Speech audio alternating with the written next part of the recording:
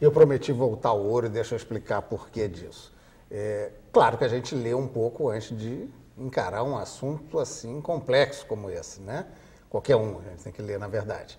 Mas eu lia um artigo de Silon Silva, que é considerado um baita cientista, né, nesse meio, e ele dava um exemplo interessante, que o ouro, né, tem uma superfície, um pedaço de ouro desse tamanho vai ter uma superfície determinada, mas não é, você divide isso em ínfimas bolinhas, coisas mínimas, a quantidade de área fica muito maior. E o fato é que partículas mínimas desse ouro são utilizadas, por exemplo, para eliminar odores, tal como as de prata. Já existe na Inglaterra um produto, uma aplicação prática, que as de prata permitem criar, interagindo com o tecido de uma meia anti-chulé. Então a gente já viu que esse assunto vai longe. Mas pegando a questão desse volume, Lázaro, parece que é uma questão meio...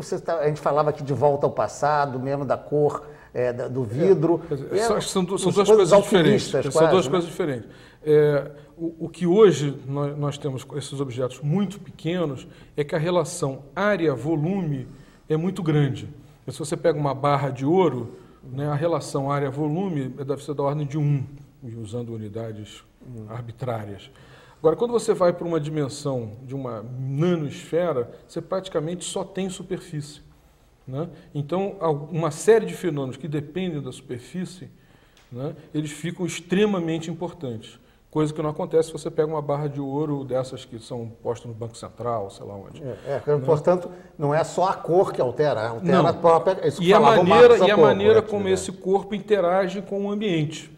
Né? Daí, provavelmente, o efeito no cheiro e coisas desse tipo. Né? Porque a interação da superfície da esfera, de ouro ou de prata, com o ambiente muda e você consegue resultados. Se você botar uma barra de ouro no seu pé, certamente você vai ficar não vai melhorar o seu desempenho no que diz respeito ao mau cheiro. Apenas a imagem, né? A gente fica mais valorizado, com certeza. Né? Agora, no caso dos vidros coloridos, quer dizer, esses vidros coloridos eles existem desde a Idade Média. Né? São os vitrais todos têm nanopartículas de metais imersas na sua estrutura que dão a cor, são responsáveis pela cor. E que empiricamente o pessoal lá do passado conseguia fazer, claro. Com reações químicas. Com reações químicas, dissolvendo com areia e produtos metálicos e coisas desse tipo. O que nós temos hoje de diferente é que nós temos instrumentos técnicos de fazer isso de maneira... Primeiro que nós sabemos o que nós estamos fazendo, nós temos instrumentos técnicos que permitem fazer isso de maneira controlada e nós temos um ferramental teórico que permite entender os fenômenos que ocorrem nessa escala. Então, o que nós estamos hoje, né, nós, cientistas, engenheiros, nós estamos mais aparelhados do que os artesãos da Idade Média para fazer vidros coloridos.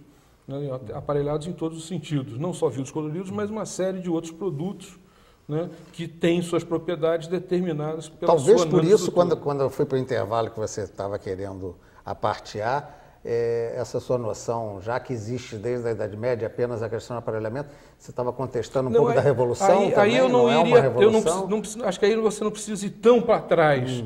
Né, no artigo que o Marco citou, do Feynman, na palestra que o Feynman fez, que é considerado o marco zero da era da nanotecnologia, o próprio Feynman, no artigo, ele faz menção ao fato de que tudo que ele estava propondo naquela palestra era dispondo nada de novo. Ele não estava propondo, nas palavras do próprio Feynman, ele não estava propondo uma antigravidade, uma coisa revolucionária. Ele estava simplesmente descrevendo fenômenos que podiam ser entendidos com o ferramental teórico que os físicos tinham na época. Então, o que nós vivemos hoje, do meu ponto de vista, é que nós temos instrumentos de manipulação, produção, caracterização de estruturas, né, em escala nanoscópica, que não existiam na época, há 30, 40 anos atrás, 50 anos atrás, mas que isso não chegaria a caracterizar uma revolução, como foi, por exemplo, os trabalhos do Einstein no início do século XX, a introdução da mecânica quântica na década de 20 do século passado, que mostram uma mudança no modo de ver a natureza através dos seus da sua descrição física. Deixa eu partir então para uma provocação aqui para o Paulo Bispo. Você também concorda que não é uma revolução, portanto? Não, eu vou dizer o contrário. Ao contrário, você acha? Então melhor, não precisa nem provocar, vamos lá. Não, então, por exemplo, na biologia, na química, né, essas nova instrumentação que nos permite olhar essas dimensões, né? Por exemplo, qualquer experiência cotidiana ou mesmo outras experiências da química envolvem 10 elevado a 23 moléculas, alguma coisa do nosso tamanho. Hoje em dia, com esses equipamentos, a gente consegue, por exemplo, medir a força de interação entre um par de moléculas, né? A gente consegue saber. Em biologia isso é fundamental, porque toda a máquina, as nanomáquinas biológicas, na realidade esse mundo nano existe na célula biológica, né? Toda ela funciona pelo mecanismo que a gente chama de chave-fechadura das moléculas. Quer dizer, uma molécula tem que reconhecer a outra pela sua conformação espacial. E através da medida dessa interação de um par de moléculas, está nos levando a compreender muito melhor como é que esses fenômenos a nível nano se passam dentro do sistema biológico. Isso eu acho que é uma verdadeira revolução. Tanto do lado da tecnologia que a gente pode estar envolvido aí, mas também tem que mudar a cabeça do cientista, do físico, e pensar agora não em 10 elevado a 23 moléculas, mas pensar o que acontece com um par de moléculas. Isso é um paradigma bem diferente das maneiras tradicionais de se fazer física. Um aspecto exatamente, Martira, no sentido dessa aproximação com o mínimo da vida. Falamos aqui na abertura de Darwin, poxa, a evolução do sistema. Agora a gente começa a entender como funciona dentro de cada célula do organismo e aprender coisas cada dia maiores. O que é que você acha que pode mudar no conceito de aplicações práticas nesse campo? Não. Quais são as mudanças previsíveis a partir dessas novas técnicas? Uma aplicação bastante interessante com relação a desenvolvimento, né, de medicamentos, vacinas, que você pode, na terapêutica tradicional, em que você tem os medicamentos que são injetados na veia, por exemplo, né? Eles têm medicamentos que são muito tóxicos. Se você deixar uma dose baixa, ele vai ser insuficiente, né, para fazer o efeito, vamos dizer, para tratar uma doença infecciosa, um câncer, né? Então, você teria que aumentar essa dose. Você aumentando a dose, você aumenta a toxidez. Então, com isso você acaba descartando muitas moléculas que seriam muito interessantes para serem desenvolvidas na indústria farmacêutica, justamente porque se você entregar essa substância, essa droga, né, diretamente no organismo, ela vai provocar efeitos colaterais indesejáveis.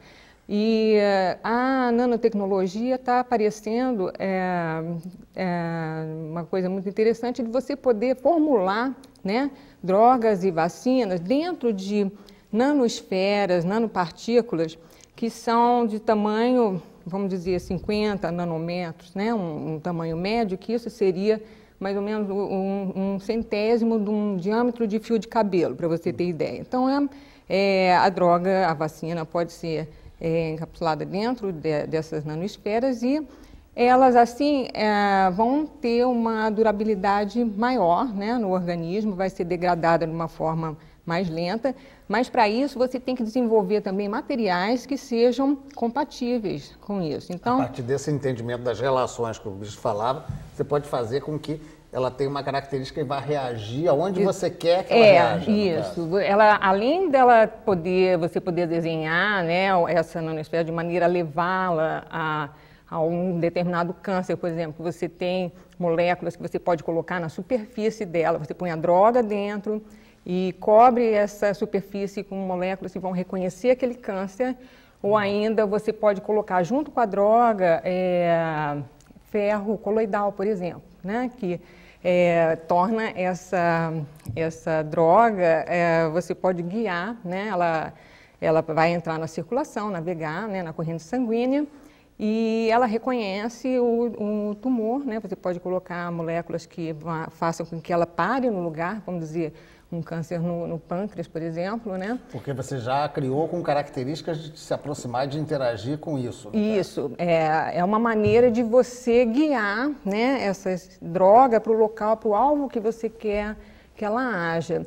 Então, por exemplo, se você acopla, né, junto com a droga, esse ferro o ferro coloidal, você pode, pelo exterior do corpo, né, guiar, aplicar um campo magnético naquele local, no centro do tumor. E só funciona com aquilo que você colocou? Sim, porque na hora que aquela esfera passa por ali, ela fica atraída para o local, no campo magnético, e ela fica parada ali, e com isso ela poupa outros órgãos, né?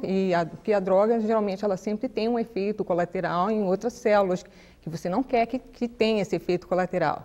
Então, você canaliza para o local que você quer.